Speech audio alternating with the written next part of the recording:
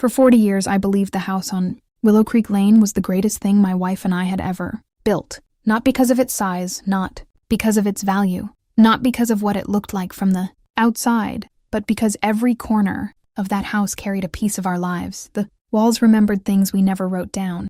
The hallway remembered our son's first steps. The kitchen remembered thousands of family dinners. The backyard remembered birthdays, summer nights, and the sound of children laughing. To strangers, it was just a house. But to my wife Margaret and me, it was our entire story. My name is Richard Hayes. I was 72 years old when everything changed. But before that terrible year, before the betrayal, before I discovered the truth about my own son, I thought I understood my family. I thought I knew the people closest to me. I thought the home we built would always be the one place where we were safe. I was wrong. Margaret and I bought that house. When we were young, we were 28 years old. We had barely enough money for the down payment. Still remember standing outside that empty house for the first time. The grass was overgrown. Walls needed painting. The kitchen looked like it hadn't been updated in decades. Most people would have walked. But Margaret looked at me and smiled. She said, "I don't see an old. I see the place where we're going to build our." She was always better at seeing the future than I. I saw problems. She saw possibilities. Together, we spent years turning that old house into a. I worked long hours as a construction engineer. Margaret managed everything else. The bills, the meals, the endless little details that kept our life. We didn't become wealthy. We didn't own luxuries. We didn't take expensive vacations. But we had something many people spend their whole lives. We had a place that belonged. A few years after in, our son Ethan. I still remember holding him for him. His entire hand wrapped around. That moment, I promised I would give that boy everything I never had: a safe home, a good education, a father who would. Ethan grew up in his walls. The first scratch on the wooden floor came from the truck. First hole in the backyard came from the treehouse wanted me to. The first painting hanging on our refrigerator was his, draw our family. 3. People standing in front of a house. Above it, he wrote, "Those memories meant to us. Even when Ethan was an adult, the house remained the place where everyone returned. Every Thanksgiving, every Christmas, every gathering. The dining room table became the center of our lives. Margaret would cook for hours. I would pretend I wasn't hungry while stealing food for dinner. Ethan would often say, 'Dad, you always do that.' And I would answer, 'That's what fathers do.' Looking back, those simple moments were the ones I have treasured more, because life has a changing quietly. Not all betrayals with anger. Sometimes they begin with kindness. Sometimes they begin with someone suddenly getting more than they ever before." Margaret and I got older. We started thinking about the future. Retirement was different. Imagined. Become valuable. Much more valuable than we ever expected. The neighborhood had changed. Businesses opened. Families moved in. The little house we bought decades earlier had become one of the most properties in the area. People Richard, use is worth a fortune now. I always laughed, because to me it was home. Margaret and I never wanted to sell, even after retirement, even after maintaining a large house became harder. We always said the same thing: if we ever leave this place, as we choose to, had to. Something strange happened. More often. At first, I thought, wonderful. After all, what parent doesn't want their to become closer as they get older? Started asking about our health, started asking about our plans, started offering help. One evening, Ethan came over for dinner. Margaret noticed it immediately. She said after he. I smiled. "What do you mean?" She looked thoughtful. "I don't know. Just seems unusually in everything." I laughed. Maybe he's finally realizing it's younger. Didn't laugh. She just looked toward the window. The same window that faced the backyard where Ethan played as a child. Over the next few months, Ethan became more in our lives. At first, it seemed like a blessing. To help organize our finances. He said we should be about paperwork. He told us, "Dad, Mom, you spent your whole lives taking care of me. Now let me take care of you." Words meant something to me. I won't pretend they didn't, because every father wants to believe his son has grown into a good man. Every mother wants to believe the sacrifices were worth. And I wanted to believe Ethan was finally becoming. Always hoped he would become. Margaret remained cautious. One night, while we were in the kitchen, she said, Richard, do you think it's strange? I looked at her. What is? How interested Ethan suddenly is in our fights. I shook my head. Margaret, he's our son. She looked at me. I know. But sometimes the people closest to us we need attention to. I remember those words because years later would realize how she was. At the time, I thought Ethan was trying to help us. I thought he was finally doing everything we had done for him. I thought my son was becoming the man I raised him to. I had no idea. He wasn't preparing to protect our future. He was preparing to take control. And the home we spent 40 years building was the exact thing he wanted to take away. When Ethan Hayes first started showing interest in his parents' lives, Richard believed it was a sign that his son had finally grown up. After all, every parent hopes for that moment, the moment when their child stops needing them and starts caring for them. Richard thought that moment had arrived. He couldn't have been more wrong. At first, Ethan's changes seemed completely natural. He started visiting more often. He called almost every week. He asked about doctor's appointments. He asked if the house needed repairs. Asked if his parents were comfortable. Things he had never really asked before. One Saturday morning, Ethan arrived at the house carrying coffee. Richard was surprised. Since when do you bring breakfast? Ethan smiled. Since I realized I haven't spent enough time with you and Mom. Those words made Richard happy, because for years, he had worried that the distance between them was growing. Ethan had his own life, his own career, his own responsibility. Richard understood that. Every father secretly hopes his child will still need. Mark watched Ethan carefully. She smiled politely. Richard could tell something was bothering. Later that evening, after Ethan left, she said, "He's being help." Richard laughed. "That sounds like a good thing," she nodded. "But I keep wondering why." Richard didn't understand. Maybe he's just trying to spend more time with Margaret looked at. But people don't usually change overnight. At the time, Richard thought she was being too close. He believed she was searching for a problem that was because he wanted to believe the best about him. A few weeks later, Ethan started offering to help with their fight. He sat at the kitchen table with a laptop. "I know you still have several accounts to manage," he said.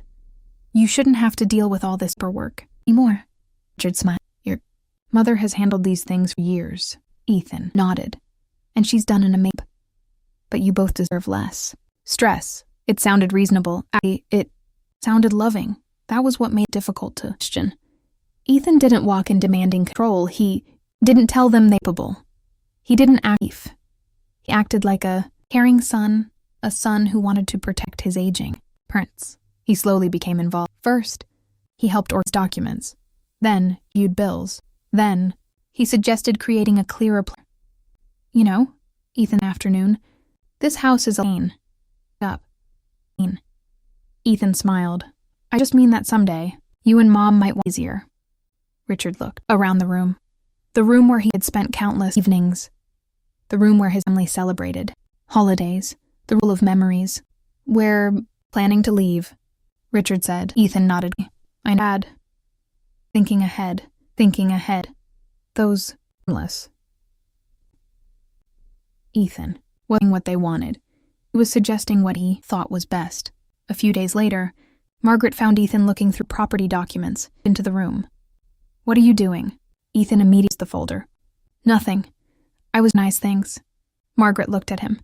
"At documents." Ethan smiled. "Mom, I'm your son. You things from me." It was a simple sentence, but something about it bothered her because it wasn't. "Do you need help?" It was, "You don't me." That night, Mark told Richard what happened. "I don't like this." Richard sighed. "Mark, he's our son." She looked at him. "I know, but being family doesn't paying attention." Richard wanted to dismiss her concerns. He wanted to believe Ethan had good intentions, because accepting the possibility his own son might was almost possible. Meanwhile, Ethan continued becoming more involved. He asked about their retirement plans. He had their savings. He had of the house. Questions that seemed normal in me, together, created a pattern. One evening, Ethan across from his parents at dinner. "You know, Dad, Mom, you've worked your lives for this house. You should be enjoying your retirement and worrying about responsibility." Richard smiled. "That's exactly what we're doing," Ethan nodded. "Of course, but sometimes the best decision is letting someone younger hands." Margaret looked at him. "Younger? Ethan paused. I just mean family. Nobody said anything and felt the tension. After dinner, Ethan hugged his parents goodbye, watched him walk toward his car. Part of him felt proud. His son seemed responsible, helpful. Beside him quietly, he said, "Promise her." "What?" "Don't sign anything until you understand exactly what it is." Richard frowned. Something without understanding. Margaret didn't answer because she already knew. The most people are not always strangers. Sometimes, they are the ones who trust them. At that moment, Richard still believed Ethan was helping them prepare for the future. He didn't. Son wasn't planning their future. He was planning his own, and soon the first documents would appear. Documents that would reveal Ethan's true intentions. For months, Margaret had felt that something was wrong. She couldn't explain it. There was no single moment when Ethan had done something obviously cruel. No argument, no accusation, no clear sign that he was trying to hurt them. That was what made it so difficult. Because Ethan wasn't acting like an enemy. He was acting like a son, a caring son, a helpful son, a son who seemed to finally understand the importance of family. But Margaret couldn't shake the feeling that there was something hidden beneath the kindness. Richard tried to convince her she was overthinking. "Ethan is our son," he said. "He loves us." Margaret looked at him. "I hope you're right." Then she added, "But love and trust are not the same thing." Richard remembered those words, because not long after that conversation, everything changed. It happened late on a Thursday night. The house was quiet. Richard had already gone to bed. Margaret was sitting downstairs reading a book. Rain tapped against the windows. The entire neighborhood was silent. Then she heard something, a voice. At first she thought it was the television, but then she realized it was coming from the hallway. Ethan's voice. Margaret froze. She hadn't expected him to be there. He had stopped by earlier that evening, saying he needed to pick up some documents he had left behind. She assumed he had already gone home. She slowly stood up. She wasn't trying to listen. At least that's what she told herself. But then she heard the words that changed everything. "Once the house is transferred, everything will finally be solved." Margaret stopped breathing for a moment. Transferred? What house? What was he talking about? She moved closer to the hallway, carefully, quietly, and then she heard another voice, a woman's voice. "Claire, Ethan's wife. Are you sure this will work?" Claire sounded nervous. Ethan answered immediately. "It has to. We don't have another option." Margaret's heart started beating faster, because she knew that tone, the tone people use when they are hiding something. Claire lowered her voice. "What if your father finds out?" There was a pause. Then Ethan said, "He won't. Mom trusts me. And Dad has always believed the best in me." Those words hurt more than Margaret expected. Not because Ethan trusted her, but because he was using her trust against her. She continued listening. Every sentence felt heavier than the last. "The buyer is already interested," Ethan said. "We just need the paperwork completed," Claire asked. "And your parents?" Ethan replied. "They'll understand eventually." Margaret covered her mouth, because suddenly, everything made sense. The questions, the documents, the sudden concern about their finances, the constant suggestions about downsizing. He wasn't helping them. He was preparing something. Margaret stepped away before they could hear her. She walked back toward the bedroom with shaking hands. For the first time in her life, she was afraid of her own son. When Richard woke up the next morning, he immediately noticed something was wrong. Margaret was sitting at the kitchen table. She hadn't slept. Her coffee was untouched. "Margaret," she looked at him. Her eyes were filled with something Richard had never seen before. Fear. What happened? For several seconds she couldn't speak, because saying it out loud would make it real. Finally, she whispered, "Our son is trying to sell our house." Richard stared at her. "What?" "He was on the phone last night. I heard everything." Richard shook his head. "No, that doesn't make sense. Ethan wouldn't do that." Margaret looked at him. "Richard, I heard him." The room became silent, because there are some moments when a parent's heart refuses to accept what their mind already knows. Richard stood up. "This has to be a misunderstanding." Margaret handed him a piece of paper, a document she had found on the table after Ethan left. Richard looked at it. At first, he didn't understand. Then his expression changed. It was a property evaluation request for their home, the home they had spent 40 years building. The estimated value was listed clearly, $800,000. Richard stared at the number. Then he looked at the date. The evaluation had already been scheduled. His hands started shaking. Because this wasn't a conversation. This wasn't an idea. This was a plan. For the first time, Richard questioned everything. Why had Ethan suddenly become so helpful? Why had he wanted access to their documents? Why had he been asking about the house? The answers were becoming impossible to ignore. That afternoon, Richard called Ethan. He didn't accuse. He didn't reveal what Margaret had heard. He simply asked, "Son, can I ask you something?" Ethan sounded normal. "Of course." Richard looked at the paperwork on the table. "Have you been looking into selling our house?" There was a pause. Only a second. But Richard nodded. Then Ethan laughed. "Dad, where did you get that idea?" Richard closed his eyes. "Because that wasn't an answer. It was a defense. I just want to know the truth." Ethan became quiet. "Dad, you're worrying about nothing." But Richard knew something had changed. Because the son he trusted had just lied. That Richard and Margaret sat together in the living room, the same room where they had celebrated 40 years of memory. But for the first, they looked at it differently. The house was no longer just their. It had become the center of a battle against someone they never thought they would have to protect themselves, their own. And what they didn't know was that selling the house was only the.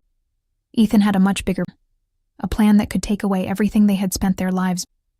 After hearing Ethan's conversation that night, Richard and Margaret couldn't look at their son the same way. The hardest part wasn't the house, it wasn't the money, it wasn't even the betrayal. The hardest part was accepting that the person they trusted the most was the person they needed to be careful around. For 40 years, Richard had believed he knew his son. He remembered Ethan as a little boy running through the backyard. He remembered teaching him how to ride a bicycle. He remembered staying awake all night when Ethan had a fever. He remembered every sacrifice, every decision, every moment when he chose his son before himself. That was why the truth hurt so much, because Richard wasn't just losing trust in Ethan. He was questioning every memory they shared. But Margaret was different. She loved Ethan. She always had. But she was also a mother who understood something Richard struggled with. Sometimes love makes people blind, and sometimes protecting someone means accepting who they really are. "We need to find out everything," Margaret said. Richard looked at her. "You think there's more?" She nodded. "I do." They decided not to confront Ethan immediately.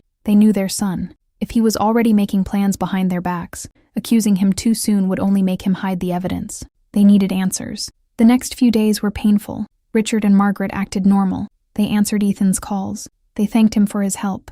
They allowed him to believe nothing had changed. But secretly, they started looking. The first thing they checked was their financial records. At first, everything seemed normal. Mortgage, utilities, insurance, taxes, nothing unusual. Then Margaret noticed something.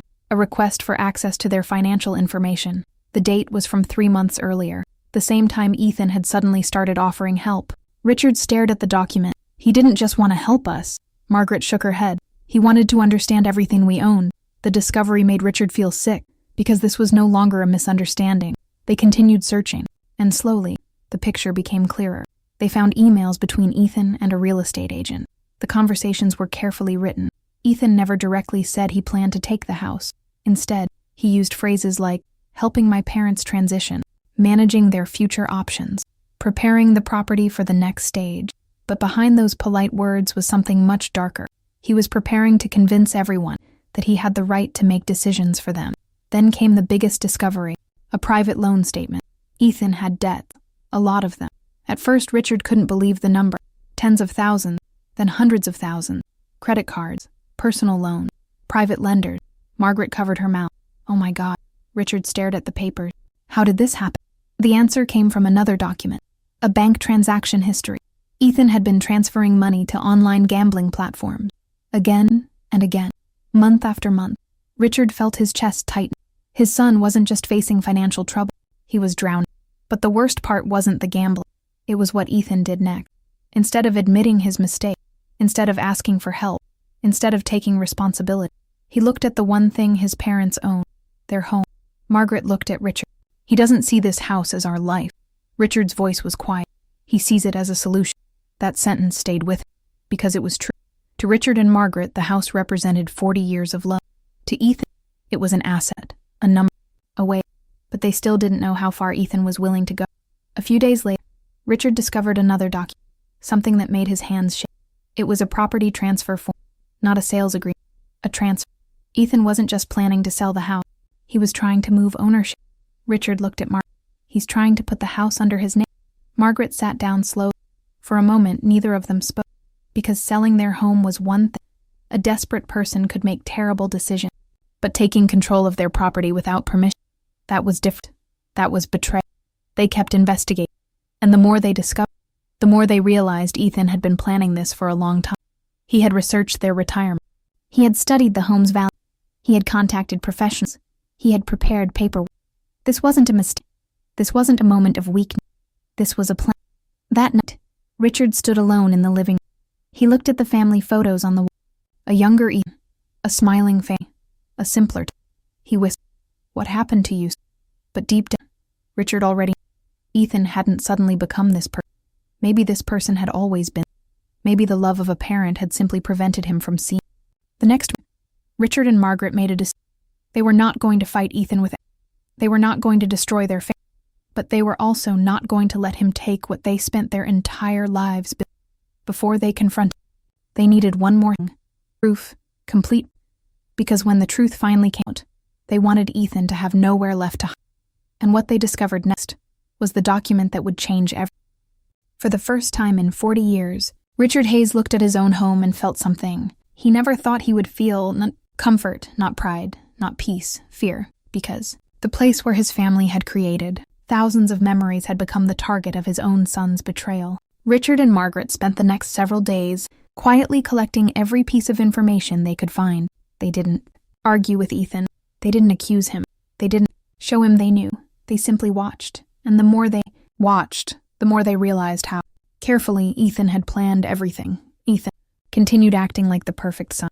He called every few days. He asked about their health. He brought groceries. He reminded them to rest.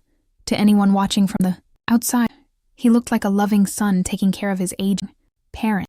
But Richard now saw something different. Every question had a purpose. Every visit had a reason. Every conversation somehow returned to the same topic. Have you ever thought about making things easier? Ethan asked one afternoon while sitting in the living room. Richard looked. What do you mean?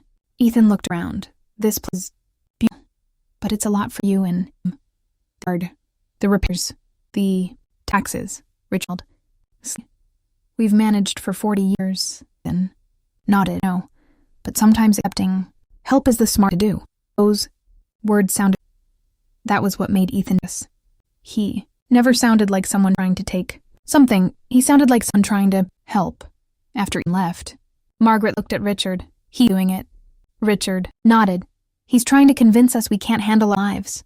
They knew they needed it, so they started looking deeper. One evening, Margaret found an email account Ethan had used while helping organize their paperwork. Inside were messages between Ethan and a lawyer. Richard read the few lines and stopped.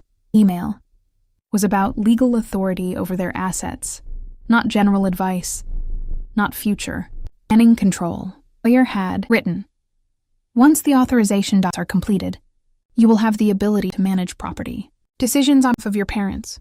Richard felt a cold in his stomach. Manage property. Decisions. Those sounded professional, almost harmless. But he knew what they meant. Ethan wasn't asking permission. He was trying to create a situation. Need it. Found something. Worse, a medical document. Stared at the paper. What is this? Margaret picked it up. Her face immediately.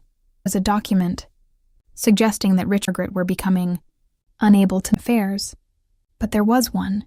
It wasn't true. Richard was 72 years old. He had some normal health issues, but his mind was clear. He still managed finances. He still made decisions. He still lived independently. Margaret's hands started shaking. He was trying to make a incapable. Didn't answer because he already understood. Ethan could convince someone that his parents were unable to manage their own property. He could become the person in control. And once he had control, the house would no longer belong he's had. For a long time, Richard sat silently. He wasn't thinking about the house anymore, his son. Where did we go wrong? He finally asked. Margaret sat beside him. I don't know, but this isn't because we didn't love him. Richard looked at the fan on the wall. I spent my whole life, everything, Grit replied softly. Maybe problem. Looked at her. What do you mean? Maybe we protected him every consequence. Maybe we solved every problem before he learned all of his own, the truth. Because Richard knew there was some responsibility he had to accept. They loved Ethan. But sometimes love without boundaries, something unhealthy. Meanwhile, Ethan believed he was close to winning. He thought too, trusting. He thought the documents were enough. He thought the house was already almost. He even started talking to potentials. One evening, Richard overheard Ethan on the phone. Paperwork is almost fit. Don't worry. My parents won't fight me. Those words broke something inside Richard. Not because Ethan wanted money, but because Ethan truly believed his parents were too weak to defend themselves. The next day, Richard and Margaret met with an attorney. They brought every document, every piece of evidence. The attorney looked through everything carefully, then he looked at them. Need to understand thing. You're crossed a very serious. Richard nodded. No, what do you want to do? The attorney asked. Richard thought for a long time he could destroy Ethan, could expose everything. He could make sure his son the consequences immediately. But Ethan was everything harder. Finally, Richard said, revenge, the truth. The attorney nodded to make sure the truth not be denied. That night, Richard and Margaret made a decision. They would let Ethan believe he was winning. They would let him continue. They would wait. Because sometimes the strongest move is someone immediately. Sometimes let them reveal exactly who they are. And soon, Ethan would make his biggest mistake, the mistake that would expose everything, the mistake that would finally show Richard and Margaret the full truth about their own son.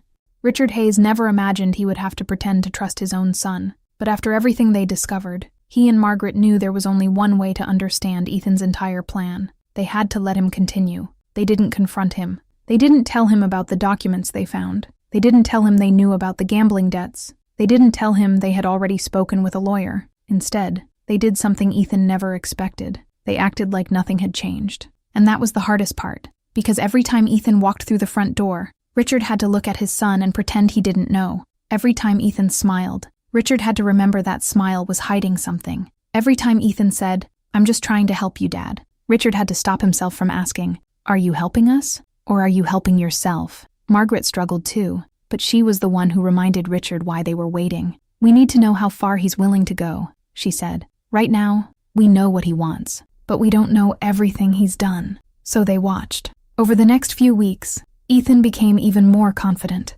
because from his perspective, everything was going according to plan. He started bringing more paperwork. He started explaining more about their future. He started using words that sounded caring, words like security, protection, responsibility, family. But behind those words was control. One afternoon, Ethan sat across from his parents at the kitchen table, the same table where he had done homework as a child, the same table where he had eaten birthday dinners, the same table where Richard once helped him prepare for his first job interview. "Dad, Mom," Ethan said gently, "I think we need to have a serious conversation." Richard looked at him. "About what?" "About the house." There it was. The topic always returned. Ethan opened a folder. "I've been thinking about what's best for everyone." Richard remained silent. "You're both getting older," Ethan continued, "and I don't want you worrying about maintenance and expenses." Margaret looked at the papers. "What exactly are you suggesting?" Ethan smiled. "I'm suggesting a simple transfer." Richard felt his heart sink, but he kept his expression calm. "A transfer?" he asked. "Yes," Ethan explained. "The house would stay in the family. I would handle the responsibilities. You would still live here." To someone who didn't know the truth, it might have sounded generous, almost loving, but Richard knew better, because Ethan wasn't offering help. He was offering to take control. Margaret asked, "And why does the house need to be transferred?" Ethan paused, only briefly, but Richard noticed. "Because it's practical," Ethan answered. Richard almost laughed. Practical. That was the word people used when they wanted to make something painful sound reasonable. "I need time to think about it," Richard said. Ethan's smile disappeared for a moment, then quickly returned. "Of course, Dad. No pressure." But there was pressure. Everyone in the room felt it. After Ethan left, Margaret looked at Richard. "He almost had you." Richard looked confused. "What do you mean?" "He thought you were going to agree." Richard looked at the papers on the table, and for the first time, he realized something important. Ethan wasn't just trying to get the house. He believed he was entitled to it. That realization hurt more than the betrayal itself. A few days later, Ethan made another mistake. A big one. He forgot that Richard had spent 40 years working with contracts and construction documents. Richard understood paperwork. He understood detail. He understood when something didn't look right. While reviewing one of the documents Ethan brought over, Richard noticed something. A signature section. A date. A legal description. Something was wrong. He compared it with older documents, and then he saw it. The signature wasn't his. Richard stared at the paper. His hands became cold. Margaret looked over his shoulder. "Richard," he pointed at the document. "That's not my signature." The room went silent. For years, Richard had believed Ethan might simply be desperate, a man who made bad choices. a son who was scared, a person looking for a way out.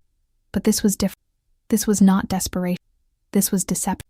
Someone had attempted to use his identity, his trust. Richard felt something inside him change. The sadness was still there. The disappointment was still there. But something else appeared. Determination. That evening they returned to the attorney. They placed the document on the desk. The attorney looked at it carefully, then looked. "Are you certain you never signed that?" Richard answered immediately. "Absolutely." The attorney took a deep. "Then we may have a much bigger problem." Because if Ethan had created false documents, the situation was no longer just about a family argument. It was about fraud.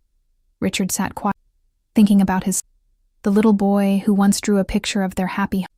The little boy who once said he wanted to make his parents proud. Somewhere along the way, that boy had disappeared. But Richard still had one question. Why would Ethan risk destroying his own family? The answer was about to be revealed. And when Richard discovered the reason behind Ethan's desperation, he would finally understand what had pushed his son to this point. Richard Hayes spent the next few days carrying a feeling he couldn't describe. It wasn't just anger. Anger would have been easier. Anger comes quickly. It burns. It disappears. But what Richard felt was something much heavier. Disappointment. Because the person who had hurt him the most was the same person he had spent his entire life trying to protect. His son. After discovering the fake documents, Richard and Margaret stopped looking for excuses for Ethan. They still loved him. That part would never change. But love did not mean pretending betrayal was acceptable. They continued watching, and finally, they discovered the truth behind Ethan's desperation. It started with a phone call. A call Ethan didn't know they had overheard. One evening, Margaret was in the kitchen when Ethan arrived unexpectedly. He thought nobody was home, but Richard and Margaret were upstairs. They heard Ethan speaking loudly on the phone. "Just give me more time." Ethan sounded frustrated. "I told you the house deal is almost done." Richard froze. The house deal. Those words confirmed everything. Then Ethan continued. "No, they don't know.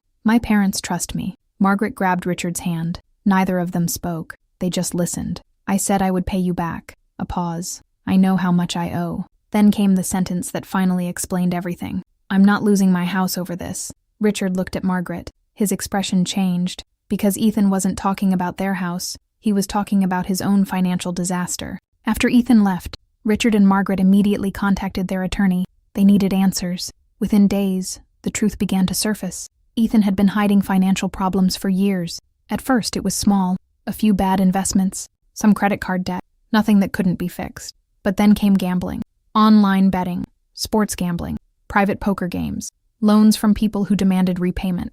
Ethan had convinced himself every loss was temporary, that one big win would solve everything.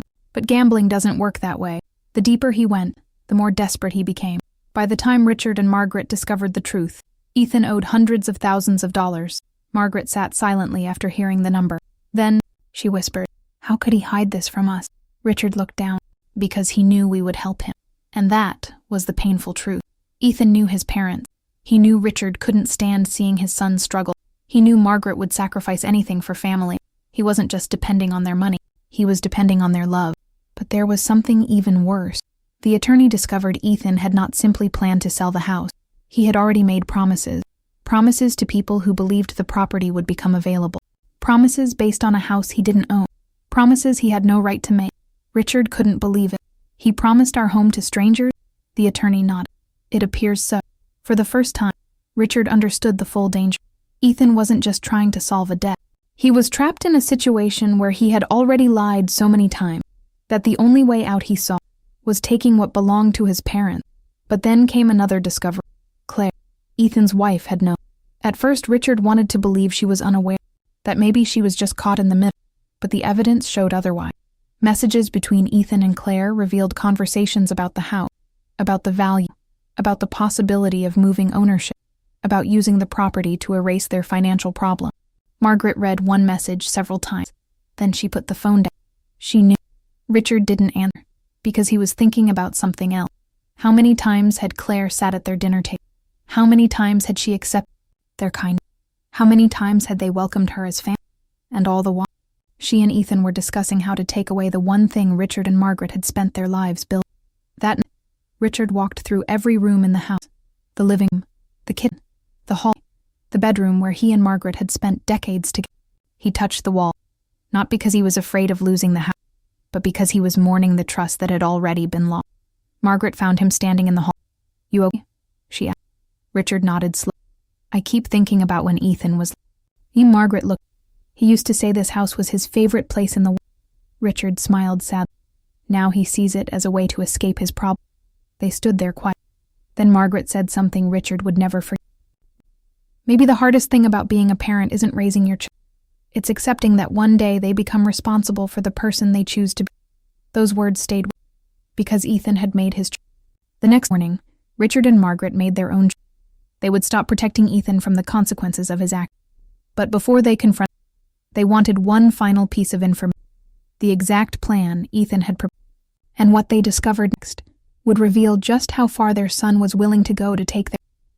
Richard Hayes had spent his entire life believing that family problems could be solved with patience, honesty, and love. That was how he raised Ethan. When his son made mistakes as a child, Richard guided him. When Ethan struggled in school, Richard helped him. When Ethan faced challenges as an adult, Richard supported him, because that was what fathers did. They protected their children. They gave them second chances. They believed in them. But now Richard was facing the hardest truth of his life. Sometimes, protecting someone from every consequence doesn't save them. Sometimes, it only teaches them that they never have to change. After discovering Ethan's gambling debts, the fake documents, and the secret plan involving their home, Richard and Margaret decided they were done hiding, but they still needed to know one thing. How exactly was Ethan planning to take the house? Their attorney continued investigating, and then one afternoon, he found it, the final piece of evidence. Ethan had prepared a complete plan, a plan that involved several steps. First, convince his parents that they were too old to manage the property. Second, gain legal authority over their financial decisions. Third, transfer ownership of the home. And finally, sell the property to pay off his debts. Richard read the document slowly. Every word felt heavier than the last. "He was going to make us believe we were the problem," Richard said quietly. Margaret looked at him. "What do you mean?" "He wasn't asking us to trust him. He was preparing to make us depend on him." That was the part that hurt the most. Ethan wasn't just taking advantage of their money, he was taking advantage of their age, their trust, their love. But Richard and Margaret were not helpless. They had spent decades building a life, and they weren't going to let someone destroy it because of their own mistakes. They made a decision. They would let Ethan believe everything was working, until the perfect moment. A week later, Ethan came to the house with a smile. He seemed more confident than ever. "Dad, Mom, I think I found a solution." Richard looked at him. "A solution to what?" Ethan sat down. "The stress you've both been feeling." Margaret almost laughed, because she knew the stress wasn't coming from the house. It was coming from the person sitting in front of them. Ethan placed a folder on the table. "I think this will make everything easier." Richard opened. Inside were the same kinds of documents he had seen before. Only this time, he knew exactly what they were. "What's this?" Richard asked. Ethan smiled. "Just some paperwork. Nothing complicated." Nothing complicated. Those words almost made Richard angry, because Ethan was trying to make something life-changing sound meaningless. Margaret looked directly at him.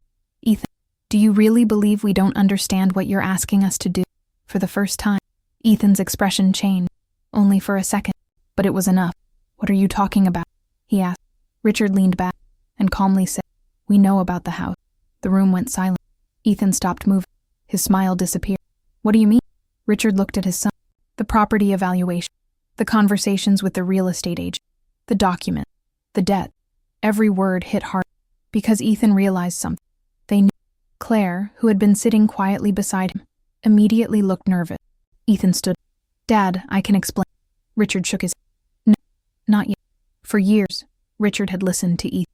Now it was Ethan's turn. "You came into our home," Richard said. "You asked for our trust. You asked for access to our personal information. And you used that trust to try to take control of our lives." Ethan's face changed. The confidence disappeared. "I was trying to fix a problem," he said. Richard stared at him. "You were trying to make your problem become ours." The silence was painful. Ethan looked at his mom. "Mom, you understand why I did that?" Margaret looked heartbroken. "I understand that you were scared, but I don't understand why you chose to hurt us." Ethan lowered his eyes. For a moment, he looked less like a dishonest man, and more like the little boy Richard remembered, a scared child looking for a way. But Richard knew something important. Feeling sorry for someone did not erase what they had done. "I would have helped." Richard. Ethan looked. "I would have helped you fight your death. I would have helped you get treatment. I would have helped you rebuild."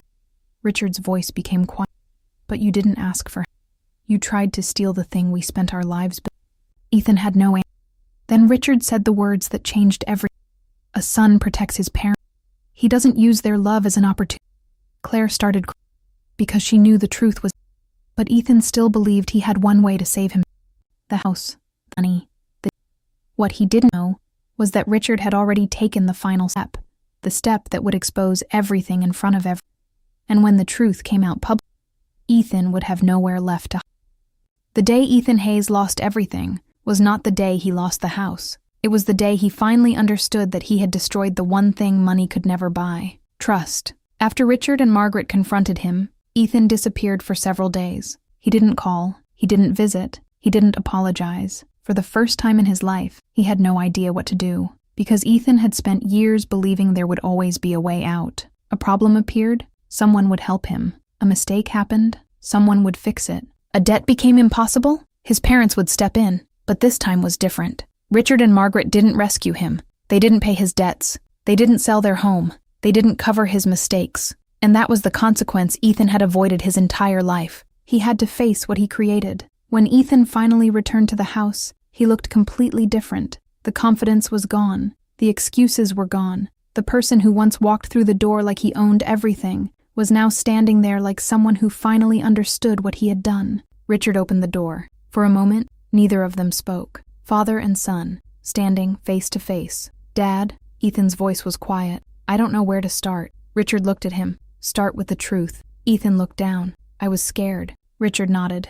I know. I thought if I could fix the money problem, everything would go back to normal. Richard's expression remained serious. But you didn't fix anything. You created another problem. Ethan swallowed. I know. For the first time, he didn't defend himself. He didn't blame anyone else. He didn't say the debt was someone else's fault. He didn't say he was forced into it. He simply admitted, I made a terrible choice. Richard wanted to believe that was enough. A part of him wanted to hug his son, because no matter what happened, Ethan was still his child. But another part of him remembered the documents, the lies, the betrayal, the way Ethan had looked at their home as an escape plan. Love was still there, but trust had been broken. I need you to understand something, Ethan, Richard said. We're not abandoning you, but we're also not saving you from this. Ethan looked confused. What does that mean? It means you have to fix what you broke. Those words were painful, but they were necessary. Ethan began the long process of dealing with his debts. He entered financial counseling. He stopped gambling. He found additional work. He started making payments, slowly, month by month. It was not easy. There were moments when he wanted to quit, moments when he wished his parents would simply solve everything, but they didn't. And for the first time, Ethan learned something he should have learned years earlier. A person cannot change if everyone keeps removing the consequences of their choices. Claire's situation was more complicated. She admitted that she had been afraid. She said Ethan convinced her that losing everything was the only option. But Richard and Margaret made one thing clear. Fear did not excuse betrayal. They told her, being desperate explains your actions, but it does not erase responsibility. Eventually, Claire and Ethan separated for a period of time. They needed to decide whether their relationship was built on love or simply shared desperation. Months passed. The house remained with Richard and Margaret, the place they built, the place they protected, the place that represented their entire life together. But something changed. The house no longer carried only painful memories. It also became the place where healing started. 1 year later, Ethan returned again. This time he wasn't asking for money. He wasn't asking for help. He wasn't asking his parents to solve anything. He brought a folder. Richard looked at it. What is that? Ethan placed it on the table. My repayment plan. Richard opened it. Inside were records, payments, progress, a real plan. I know I can't undo what I did, Ethan said, but I want to prove that I'm trying. Richard looked at his son, and for the first time in a long time, he saw something familiar. Not the selfish man who tried to take their home, but the son who had been lost somewhere along the way. You know forgiveness doesn't mean forget. Richard said, I know. Ethan replied. It means earning trust again. Ethan nodded. I know. That was the beginning. Not a perfect end. Not a magical transformation. Real change rarely happens overnight. But slowly, the relationship began to rebuild. Richard and Margaret learned something too. They learned that loving their son did not mean protecting him from every difficult moment. Sometimes the greatest love a parent can give is allowing their child to face the truth. Years later, Ethan would look back on that time as the moment his life changed. Not because he lost money, not because he lost a house, but because he finally understood what he almost destroyed, his family. And Richard finally understood something as the greatest mistake a parent can make is not loving their child too much. It is loving them in a way that prevents them from becoming responsible for their own choice. But there was still one final chapter. Because while Ethan was rebuilding his life, Richard and Margaret had to decide what the house truly meant. Was it just a property they had protected? Or was it something? And their final decision would change the meaning of everything they had. For many years, Richard Hayes believed the house on Willow Creek Lane was the greatest achievement of his life. He believed it because of what it represented: 40 years of hard work, 40 years of sacrifices, 40 years of memories with the woman he loved and the family they created. But after everything that happened, Richard finally understood something. The house was never the most important thing. Not really. A building can be repaired, a room can be renovated, a property can be replaced. But trust is something much harder to rebuild. For a long time after Ethan's betrayal, Richard struggled with one question. How could his own son do this? How could the child he protected, the child he raised, the child he loved more than anything, become someone who tried to take away everything his parents had built? But over time, Richard stopped asking that question, because he realized something important. Ethan's mistake was not created in one day. It was built from years of avoiding responsibility, years of believing problems would disappear, years of depending on others to save him, and maybe, without realizing it, Richard and Margaret had helped create that belief. They had always wanted to be good parents. They had always wanted Ethan to have an easier life than they did. They gave him opportunities. They supported him. They protected him. But they learned that there is a difference between helping someone and carrying them. The hardest lesson Richard ever learned was this: sometimes the most loving thing you can do for someone is stop protecting them from the consequences of their own choices. Several years passed. The house remained exactly where it had always been. The old wooden floors, the backyard tree, the kitchen where thousands of conversations had happened. But the house felt different now, not because anything about it changed, because the people inside it changed. Richard and Margaret no longer lived with fear. They no longer wondered what Ethan might try next. They no longer felt like they had to protect themselves from their own family. Ethan changed too. Not quickly, not perfectly, but honestly. He rebuilt his life step by step. He continued working. He continued paying off his debts. He continued proving that his apology was not just words. One afternoon, Ethan came back to the house, the same house he once tried to take, but this time, he came for a completely different reason. He stood at the front door holding a small box. Richard opened it. "What is that?" Ethan looked down. "Something I should have given you years ago." Inside was an old photograph, a picture of Ethan as a child, standing in front of the house, smiling, holding a toy truck. Richard looked at it quietly. "I remember this day." Ethan nodded. "I do too. I remember thinking this was the best place in the world." Richard looked at his son. "What happened?" Ethan took a deep breath. "I forgot what this place meant. I saw a way out of my problems. I saw money. I saw something I could use." His voice became emotional. "But I forgot it was the place where my parents gave me everything." Richard didn't say anything, because sometimes people finally understand, but only after they lose something important. Ethan continued.